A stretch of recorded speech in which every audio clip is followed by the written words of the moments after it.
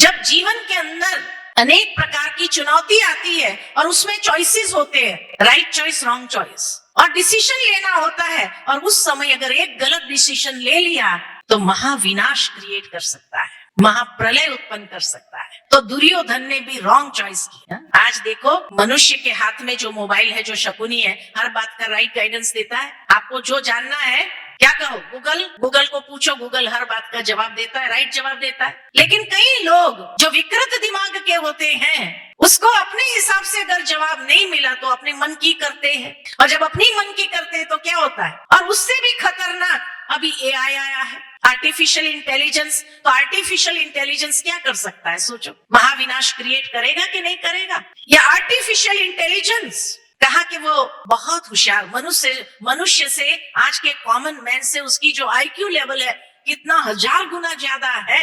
एक बीच में किसी ने भेजा था आईक्यू का कि भाई एआई क्या कर सकता है, सब कुछ कर सकता है, उसके पास इतनी अथॉरिटी है। लेकिन जब लास्ट में उस एआई के रोबोट को पूछा कि तो फिर तुम्हारे में और मनुष्य में क्या अंतर है, तो उसने यही कहा, मनुष्य के पास आत्मा है, हमारे में आत्मा नहीं है। आत्मा नहीं है तो भावना विहीन हो गया ना, भावना विहीन हो गया। तो भावना विहीन व्यक्ति क्या कर सकता है? खाली लॉजिक करेगा तो अंत में महाविनाश क्रिएट कर सकता है कि नहीं कर सकता? क्योंकि जिसमें आत्मा ही ना हो, जिसमें भावना ही ना हो, आज मनुष्य एक इमोशनल इंटेलिजेंस वाला है, लेकिन आर्टिफिशियल इंटेलिजेंस इमोशनल नहीं होता है। वो इमोशंस क्या होता है उसको समझता नहीं है। तो इसीलिए जब अर्जुन भी, दुर्योधन भी इमोशंस को समझ नहीं पाए कि भगवान अगर युद्ध न भी करे तो भी ऐसी गाइडेंस दे सकता है जो विजयी हो जाता है इंसान, लेकिन उस बात को वो समझ नहीं पाया, और इसीलिए उसने एक रॉन्ग चॉइस कर लिया कि मुझे अक्षौणी की सेना चाहिए। और अर्जुन ने कहा कि हे प्रभु, आप हैं, मुझे और कुछ नहीं चाहिए।